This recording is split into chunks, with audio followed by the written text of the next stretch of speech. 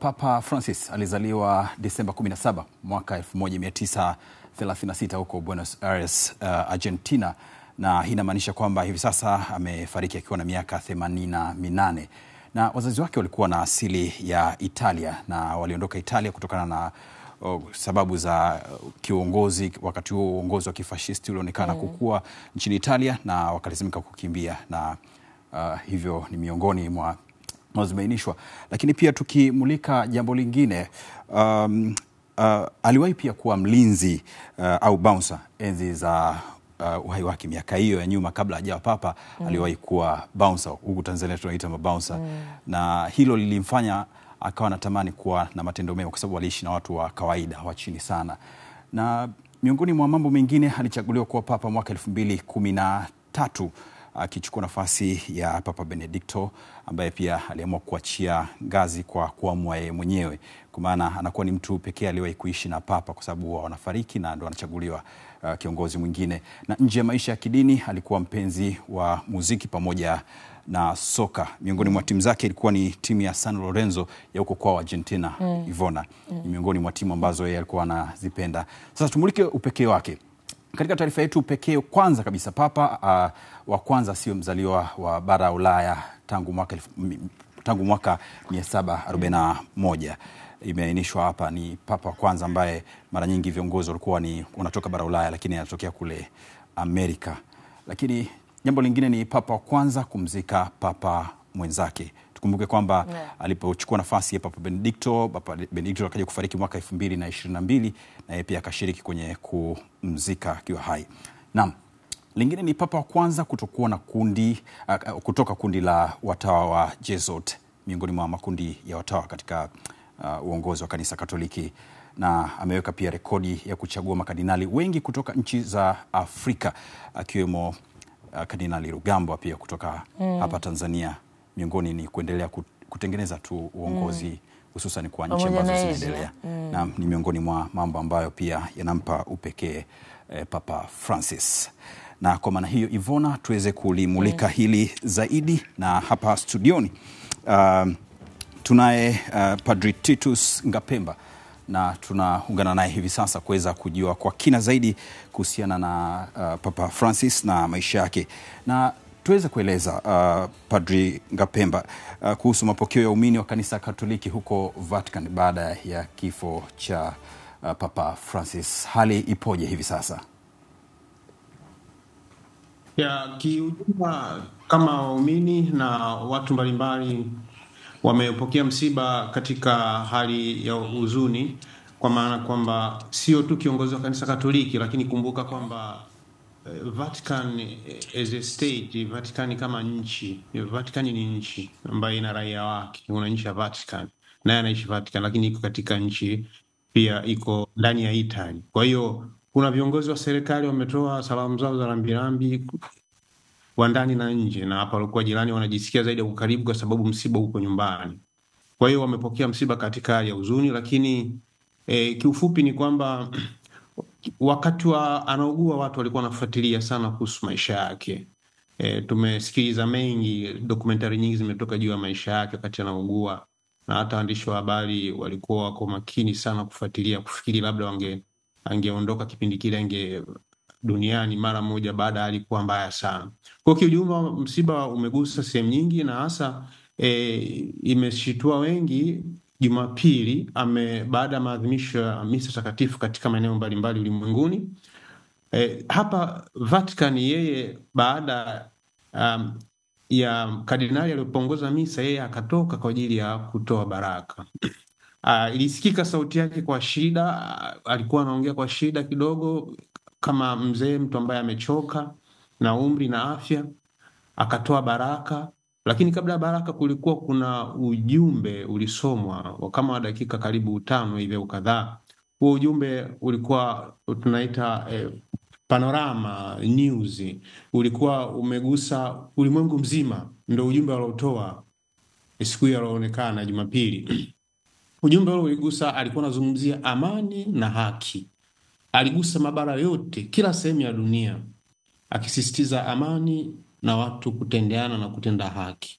Kwa hiyo ndio ujumbe ambao ulikuwa mkubwa Papa ameuacha, na una trendi sana kwenye mitandao huku nje. Nafikiri pia hata Tanzania, sijafuatilia social media kwa sababu leo tumeamkia bado kwenye maadhimisho ya misa takatifu kusali. Basi baadaye asubuhi saa moja hiyo tukasikia taarifa ya kifo chake, na kifo chake kimetangazwa na Kamelengo. Kamelengo ni kardinali ambaye anachaguliwa yeye na kwa maalum kwa ajili ya Papa anapofariki. Yeye ni kazi yake kuanzia hapo sasa, ofisi yake inafanya kazi sawa sawa. Yani unaweza kusema kwa ufupi, mawasiliano yote ya taratibu sasa hivi yanapitia kwake. Siwezi kuzungumza kwa undani zaidi, lakini sasa tunamsikia yeye. Kwa mfano, kuna ratiba sasa hizi, kuna misa saa moja hii tayari maadhimisho ya misa takatifu yanafanyika kwa ajili ya kumwombea na sala mbalimbali kwenye kanisa la Bazilika la Yohane Laterani. Tukirejea katika mbali na hayo ambayo pia ananukuliwa kwamba amekuwa ameyafanya, tukirejea katika historia yake, ni mambo gani ambayo yanaendelea kukumbukwa katika historia yake ambayo yanampa upekee ukitofautisha na viongozi wengine wa kanisa Katoliki ambao waliwahi kuhudumu nyuma yake? Ni kweli papa huyu amekuwa ni papa wa kihistoria sana, kwa maana of course kila kiongozi anakuwa ana zama zake na taratibu zake. Tukumbuke kwamba huyu papa ni papa wa kwanza kutoka Latin America, ndio papa wa kwanza kuchaguliwa katika historia, lakini pia ni Mjesuiti. Si mara nyingi wamezoea kama papa ambao wanakuwa mapadi wa majimbo, maaskofu. Sasa miaka iliyopita sasa wamechaguliwa pia mapapa, maaskofu mbalimbali kutoka katika mashirika, wanaongoza majimbo na kuongoza taasisi kubwa kama hizi. Sasa ameingia Vatican kama papa ambaye ni Mjesuiti, na Wajesuiti ni wanajulikana sana, ni watu tunaita scholars. Wao wanapenda sana kusoma, alafu anajikita zaidi kufanya kazi mbalimbali. Na huyu alikuwa anapenda sana kufanya kazi karibu na watu. Alikuwa na usemi wake mmoja, anasema kwamba watu wangu ni masikini, kwa hiyo na mimi ni miongoni mwao. Na umakini, tuseme tofauti wake umeonekana hata alivyokuwa askofu, alivyokuwa padre, alivyokuwa askofu, alikuwa anakaa katika apartment ni nyumba ambayo ni sehemu tu hivi na chumba cha kulala na kupika, na ndogo tu, anaishi hivyo. Amekuwa akiishi. Sasa hiyo imeonyesha uniqueness, yani utofauti, upekee. Hata alipokuwa kuja kuwa papa pia tunafuatilia vyombo vya habari, naongea kama sasa sehemu ya habari, kama mimi nafanya mawasiliano, na hapa alikuwa anaishi pia katika apartment. Kuna nyumba ya papa maalum kabisa ambaye apata akape. Alikuwa kule anakutana na wageni wanaokuja, lakini alikuwa anaishi kwenye jumuiya kama anakula pamoja na wengine na jumuiya kubwa. Alikuwa ni utofauti ulioonekana, lakini hata katika uongozi wake amejitahidi sana kupambana pia na watu kutendewa haki. Kwa mfano hapa Vatican siku za hivi nyuma kidogo kumekuwa kuna hao waombaomba na wengine wenye shida walikuwa wakiondolewa labda na serikali, wasikae hapo karibu na nini. Yeye akawa anasema waacheni, watakaa wapi?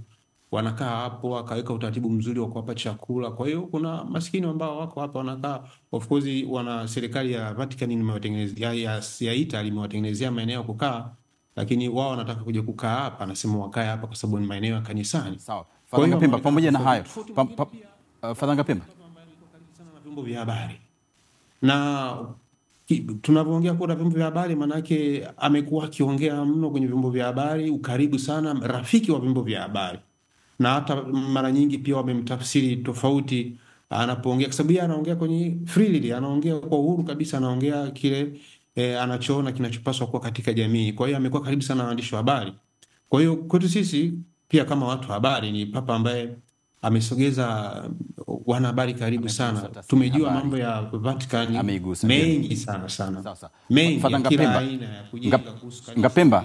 Ngapemba, wakati tukimulika hilo pia, miongoni mwa mambo ambayo yanasikika hivi sasa ni nani atakayechukua nafasi yake. Pengine kuna majina ambayo yameshaanza kutajwa na kuna baadhi ya majina pengine ambayo tumeyasikia, akiwemo Pietro Parolin ambaye ni rais wa Vatican hivi sasa, ambaye huenda ni miongoni mwa ambao watachukua nafasi yake, wanatajwa. Umesikia hilo? Umetaja Cardinal Parolin. Yeye ni kama secretary general, katibu Unajua papa akishafariki vitu vingine vina seize. Kwa hiyo nimetaja hapa anayeshughulika sasa hivi communication ni Kamelengo, huyo Cardinal Kevin Farrell. Sasa huyu ndo anashughulika na kila kitu. Taarifa zote zinapita kule, anatoa taratibu za mazishi, itakuwa lini, baada ya mazishi kutakuwa kuna mkutano, baada ya mkutano itafanyika conclave. Conclave ni mkutano ambao wanakaa maaskofu, mkutano wanafanya kiapo alafu wanafanya uchaguzi, na nimesikia pia mmedokezea kidogo anapaswa apate majority, asilimia kubwa ya kula za waliokuwa wengi watamchagua, basi atakayechaguliwa miongoni mwao ni hiyo. Kwa hiyo tukirudi kwenye swali lako, vyombo vya habari huko Ulaya na hata Amerika ukiangalia unaona wanatoa picha za makardinali mbalimbali, possible candidates. Wengine wanasema huyu, wengine wanasema huyu, lakini hatujui kwa sababu wanaochagua ni makardinali. Na kwa data ambazo zipo kwa Vatican kuna makardinali 252 ambao hao wapo makardinali, lakini wanaopaswa kuchagua ni 135 tu ndio ataingia kwenye kuchagua. Na humo wataingia, maanake watajifungia humo. Kwa hiyo kati yao wanasema kwamba aliyovuka miaka 80 huko hawataingia, maanake chini ya hapo. Sasa hiyo hatujui nani. Sisi kazi yetu kama waumini kusali, kuwaombea wamchague atakayechaguliwa. Tunaamini kwamba itakuwa ni papa ambaye ni mwema, atafanya kazi kadiri ya taratibu ya Kanisa Katoliki kama walivyotangulia wengine wote. Padri Ngapemba, baada ya taratibu za mazishi pamoja na maziko, ndicho ambacho kinafuata au ni ratiba gani ambayo itafuata? Baada ya taratibu za mazishi au maziko, ndio taratibu ambazo zitafuata za kumchagua? Sasa hivi Cardinal Kamelengo, Cardinal Kevin Farrell, yeye anashughulika na taratibu. Sasa kuna vikao vinafanyika, taratibu zote za mazishi. Mambo mengine ya Vatican huwezi kujua, lakini tunapata taarifa updates kila wakati, wanatugea taarifa kinachoendelea. Kwa hiyo watatangaza lini watafanya mazishi, tutaweza kushiriki tarehe ya mazishi, alafu baadaye watatoa majina makardinali wote. Sasa hivi katika ulimwengu wa teknolojia pia basi tutapata makardinali wote watakaoingia, watahojiwa, kila mmoja tutajua historia ya maisha yake. Nafikiri hata Tanzania watafanya hivyo. Kuna kardinali wetu kwa Tanzania ataingia kwenye hilo jopo, basi tunaamini kwamba tutapata historia yake kwa undani kabisa. Kwa hiyo tutasikia historia zao, lakini kuchagua watabaki wenyewe. Kwa hiyo sisi tunasubiri taratibu za mazishi. Baada ya mazishi watafanya vikao vyao, baadaye na kupanga. Kwa kila kitu kitatoka baadaye. Kwa sasa hivi wanasema center ya mawasiliano kadiri ya mtiririko wa habari hapa, sema center ya mawasiliano sasa hivi ni Cardinal Kamelengo. Kamelengo ni kardinali ambaye anachaguliwa kwa ajili ya papa anapokufa, ndo kazi yake. Papa akiwa mzima afana kazi. Kwa hiyo sasa hivi uko kwenye ofisi hiyo, yuko busy anashughulika na kupanga na taratibu vitu vingine. Au waliokuwa secretary general, huyu katibu mkuu, au makardinali wengine wote, kwa kweli kama ina seize kazi inaendelea. Kuna makatibu wakuu wa idara mbalimbali wanaendelea kufanya kazi, lakini hao wengine kazi wanafanya kama kawaida, lakini zile nafasi zao wakati wa uchaguzi zita seize, maana mambo yataanza tena upya. Asante sana Padri Titus Ngapemba huyo ambaye tumekuwa naye hapa, na kushukuru sana. Sina shaka tutajumuika tena wakati mwingine.